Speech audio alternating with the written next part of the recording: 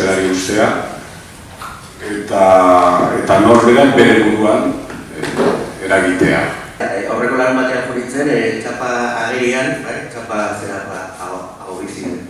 agerian, eta iruditu zitzen, harrera berezia, hoi baino bereziagoa egiten ziatela, hola, aurtuz euskeraz, eta harrituta eratu ditzen. Nire esperientzia antzeko izan du da, hemen auzoan sorpresa txikiren bat izan dut, komertzial gune batean edo jendeak ikusi dunean txapa euskeraz eta espero ez duena, sorpresa eta orokorki jendea oso ondo.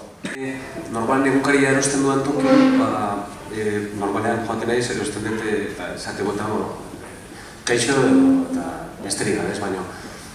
Ikusi dudanean belarri prest zeukala, orduan duari gabeia euskaraz hasi naiz ez, eta bera jarraitu dit.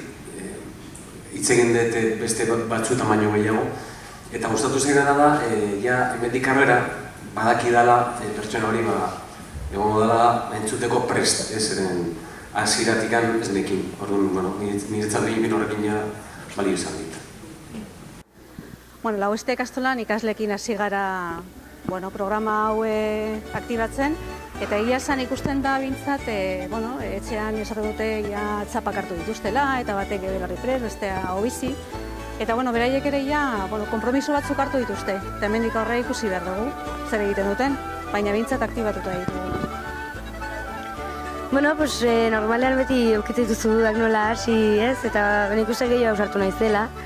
Eta gero ere, ohitura faltagatik edo, igual bai behin ja besteak erderaz erantzun da, nik ere erderaz egiten nuela, baina bentsat lehenengo hitza euskaraz egitera animatu nez, eta horretaz harro nago.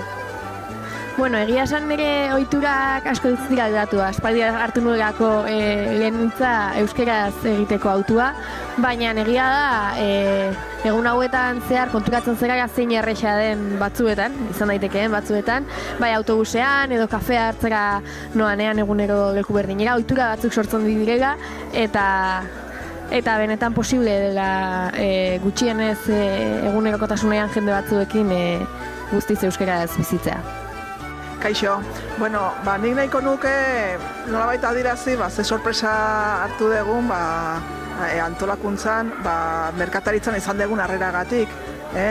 Espero ez genuen merkatariek eta saltokiek belarria jartzeko presta agertu dira, inork ez digu adirazi ezeskoa, batzuk bai beren ezinagatik edo ez diara gai ikusi, baina horrekin sorpresa handia hartu dugu, eta oso pozik alde hortatik.